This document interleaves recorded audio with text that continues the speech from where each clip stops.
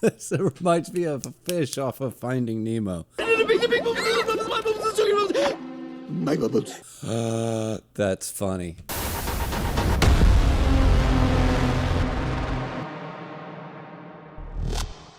I had a hard time picking this book up this week for some reason.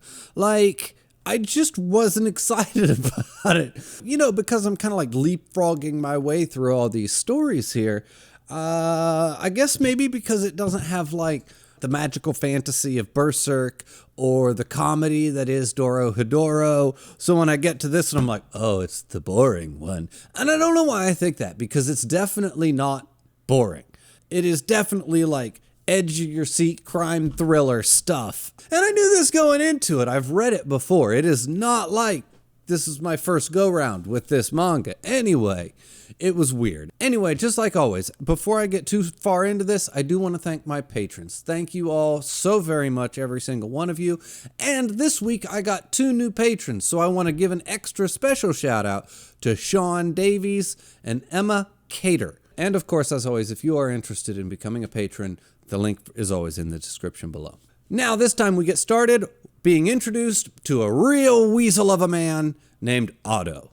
He's a thief, and he's basically on this job where these people have been killed. Now after the cops and everybody's been through, he's going to sneak on into that house and he's going to rob them blind. When he gets inside and he runs into Tenma. And Tenma's going to need some information from him, and he's going to go ahead and he's going to give that information to Tenma. But then instead of leaving like a good little thief, he's just going to kind of latch on to Tenma and not let go. Like, just follow him everywhere for, well, the remainder. But anyway, Tenma wants to know if he saw the killer, and he did see the killer, and he tells him where he's staying and all that. So Tenma's going to go and he's going to track this man down. You know, and of course, when he gets to the guy and he starts questioning him, we find out that he was just a pawn the entire time. A pawn of Johan. I just want to make it clear that this man's name is Johan. I don't know if I was having a dyslexic moment or what, but I sure read that as Jonah in the first volume, and I proceeded to call him that for the entire last video. And boy, oh boy, did the comment section really want me to know that his name is Johan. And I at this point, I'm going to fully acknowledge that I made that mistake. And you can please forgive me for it. Anyway, Tenma goes back to the house and he realizes that there's a picture that is very intentionally crooked. And he moves the picture and he finds out that Johan has left him a message. And at this point, I know that we're tracking Johan and all of that, but I'm not 100% sure whose house we're even at or what murder we're even investigating. Like, I thought at first maybe it was the house from the last volume, but why would he go and train for 6 months just to go back and investigate the house? And then I looked at the pictures and they're not the same house. So apparently this is a different murder. I don't know where we're at. I just know we're tracking Johan and he left us a message. So and I guess that's all I need to know really to move forward with the story. I was just a little lost. Anyway, at this point in the story, Weasel's going to sell him out like he's some kind of doctor for hire on the black market, without his permission, of course. And he's taken to some guy who's bleeding out, and he's going to initially refuse to help him. Yeah, and then after a little bit of arguing and bantering, he's eventually going to save the guy anyway, literally like stapling his wound shut with a stapler. It's kind of cool. And then he ultimately leaves without accepting any payment. It's pretty fitting for Tenma. Which, by the way, doesn't make Otto very happy. But anyway, with that out of the way, we can get back to our investigation, which is ultimately going to lead Tenma to the orphanage that the kids lived in when they were young. And then he's going to start going around there and he's going to start asking questions. And he's going to find out that living nearby is a man who used to work there. And on his way to see this guy, he's going to end up running into this little boy with a hurt arm. Tenma, being Tenma, is going to end up fixing up the little boy's hurt arm and then continues on to see the guy. Also, real quick, before I get any further into this story, I do want to give just a real quick content warning for child abuse. If for any reason whatsoever you are sensitive to the subject of child abuse, you might want to proceed with caution in this manga or just in this video in general. Anyway, he gets there and he opens up the door to this super nice looking guy who's also extremely helpful and informative. And he ends up telling Tenma that the orphanage was actually really a re-education camp for the kids. All up until an incident involving Johan. And right then the little boy's going to show up, and he's going to be properly introduced to him as Dieter. And we find out that this nice man has been looking after Dieter because Dieter's an orphan. And Tenma stays for dinner. And these are just really nice people. And Tenma politely excuses himself and says, I'll come back a little bit later when we can finish our conversation. And Tenma leaves, and suddenly, this guy doesn't look very nice anymore. But luckily, the boy did tell Tenma that he wished he had a soccer ball. And Tenma, being Tenma, on his way home is going to walk by a store with a soccer ball in the window. So he goes, you know what? That kid wanted a soccer ball. So he grabs it and he goes to take it back. Just in time for Tenma to get there right in the middle of the boy being, we'll say, disciplined. And Tenma's pretty blunt about just how unacceptable this is. And this sneaky little bastard's just like, yeah, aren't you wanted for murder? Like he's going to talk his way out of it, or bully Tenma into keeping his mouth shut, or something.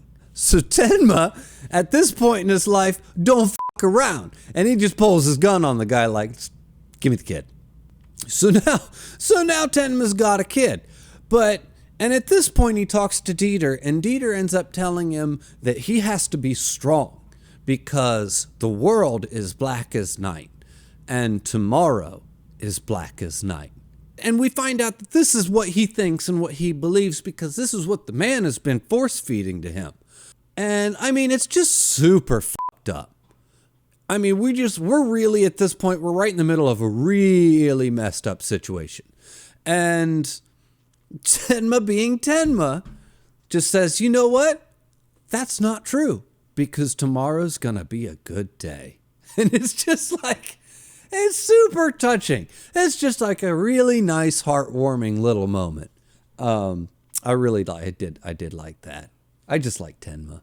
Anyway, now Tenma's going to take the boy to the hospital, and he's going to leave him there to get some proper attention while he goes to another orphanage, which is the one that the sister was in, and it's still operational. And it's there where he finds an employee that was actually there when it was still operational. The boys' facility was still operational, and tells him that the boys' facility was actually, not only was it a re-education camp, but it was, in particular, it was re-education camp specifically trying to create the ultimate soldier. And that incident that was mentioned that involved Johan was actually a full-blown mutiny where all of the adults and the children fought to the death. Also, we learned that the guy that he was just with was the district coordinator for the entire place. And meanwhile, while he's talking to this lady, learning all of this information, the district coordinator goes to the hospital and picks up Dieter. And of course, when Tenma gets there, they're gone. So now he goes running around looking for him. He's going to run to the house. They're not there. He's eventually going to run back to the old abandoned orphanage, and that's where they're at. And boy, this escalates quickly from here.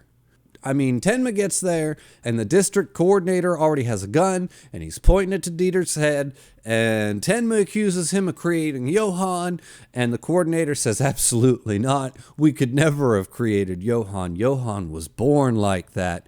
And he's actually been attempting to create another Johan with Dieter, and his proof that Johan is special is because Dieter refuses to learn and be a good killer like Johan was. Which, it's exceptionally fucked up. I mean, I don't even know what else to say. At which point, Tenma points his gun at the coordinator and tells Dieter to get up and walk down the stairs, and if that man moves an inch, he'll kill him. At this point, it becomes just a screaming match between Tenma and the coordinator, both yelling at Dieter, telling him what to do. While Dieter's walking down the stairs towards Tenma, and the coordinators, come back up here, I love you, all this crazy stuff. And right as Dieter gets to the bottom of the stairs, the director's screaming, you'll never survive without me, because the world is black as night, and tomorrow is black as night. Just for Dieter to turn around and look at the coordinator and say, no, it's not, because Tenma said tomorrow's gonna be a good day. Which is the best payoff ever for this little section. I loved that part. It was a little Maybe a little bit rushed, maybe a little bit quick for the section in and of itself, but I don't even care. The payoff was great, and I liked it. Anyway, so now we have a kid, apparently, which I immediately think, okay, how are we going to get rid of him? Because there's no way we're bringing a kid with us on this journey. I mean, it's just not possible. And the first thing Tenma tries to do is drop him off at the orphanage, and he won't go. He's like, kind of like, just wraps onto Tenma's leg there, and he kind of has to drag him down the road, figuratively. And now at this point, I might as well talk about the pacing a little bit here. Because I've noticed the pacing is just a little bit wonky with this. And like, for example, the next section is going to be this nice little section with this grumpy old doctor and his stubborn girl that he likes. And Tenma's going to try a couple of different times to get rid of Dieter. And it's just a nice little section, and all of it gets plenty of time to breathe. Whereas this last section felt a little forced and a little rushed in sections. And I've noticed this not just here, but in other manga as well, especially Berserk. Some things feel like they get plenty of space to breathe, where other things feel like they're kind of squished to fit in a certain slot. And I realize I think it's because these things are released by chapter, that it forces the pacing to fit a different structure. Say if this book was a book and it was released in its entirety like this, and the author could go, okay, where's my beginning, my middle, and my end of my book? You know, I come from novels where you could have a book that's 1,000 pages, and they conceived it as a 1,000-page story, and it's structured as such, and it's paced as such. I think the pacing feels a little weird in some of these mangas because I'm reading them as some big chunk, and it's not how it was released. So I think because I just feel like, due to the nature of the fact that they are released in smaller bits, and those smaller bits have to then fit together into the bigger bits, I think that's what's causing the weird flow of pacing for me. It's not bad, it's just different than what I'm used to. Anyway, after our little country getaway with the old man doctor, we get to see the BKA man. And his life is literally falling apart around him. He is obsessive, he's focused, he doesn't care about people in any way, shape, or form. He only cares about puzzles, he only cares about solving puzzles. His wife and daughter both leave him, and ultimately his job is going to strip him of all of his cases. And by the end of the chapter, he literally has nothing left in his life. At which point now we're going to catch up with the ex-fiancé of Tenma. And she's just as lovely of a lady as ever. And she's going to start an affair with her gardener. And this poor guy, his wife just left him. He's a real sad little fella.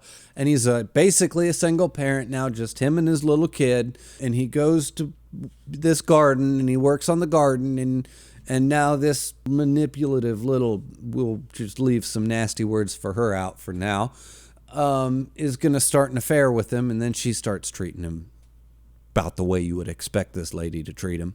And he's ultimately going to end up inviting her over to his house for, I think it's Christmas or a party of some kind. And right then he goes home and his wife comes home to him. So when Tenma's ex gets there, she walks up and looks through the window, and he's just having this big happy family reunion with him, his wife, and his kid, which ruins her day. So she does the only responsible thing, goes home and lights the whole goddamn house on fire, and goes to see the BKA man. Which is great, because now neither of them have anything left in their lives. The BKA man's everybody's left him, his job's abandoned him. She burnt hers to the ground. Neither of them have anything left in life other than go hunt Tenma, and now they're a team. Alright, so now at this point in the story, we're going to re-enter both Nina and Otto, the sweet girl and the weasel. Boy, he's such a weasel of a man. I mean, he's not a bad person, but he's kind of not a good person either. Although it is hilarious, because at this point in the story, we're really just using him as a glorified babysitter for Dieter, which is just the worst influence you could ever have for a babysitter for a child. This is bad parenting, Tenma. I'm just saying. And Tenma's using him as a babysitter while he goes out to bars and threatens people with ink pens. I mean, he's pretty intense at this point. It's like a nice, happy little crime family they've got going on. And meanwhile, Nina is out pretending to be a prostitute, and her searching and fake prostituting has brought her to the same people that Tenma's investigation has brought him to, which is a criminal organization who sees Johan as their new perfect leader. In other words, the new Hitler. One of the people of the group goes so far as to compare him to Jesus Christ. I mean, these people are super unhinged. Like, batshit. Ultimately, they're going to end up kidnapping both Nina and Tenma. Nina being their primary goal because they're going to use her as bait to get their ideal Jesus Hitler. Because, you know, this sounds like it's going to work. I mean, how could this go wrong? They clearly don't know Johan, is what I'm saying. And Dieter's going to go off on his mission by himself to save Tenma, and Nina's going to escape, and she's going to go off on a mission to save a Turkish neighborhood because she befriended a Turkish woman because she was talking into a sink drain, and they could hear each other through the pipes. And once Nina gets out, she's going to rush to save this neighborhood because they're planning on burning it down. Tenma's ultimately rescued by the general of the district coordinator from before. And at this point, Dieter's going to switch gears, and now Dieter's going to go to save the same Turkish neighborhood that Nina's going to save because he knew the other woman who was taking care of the other woman's kid. It's a whole thing. Now, with Tenma and the general really ultimately is like, these people are crazy. They're not going to create any Jesus Hitler out of Johan, and we're all like, well, no shit.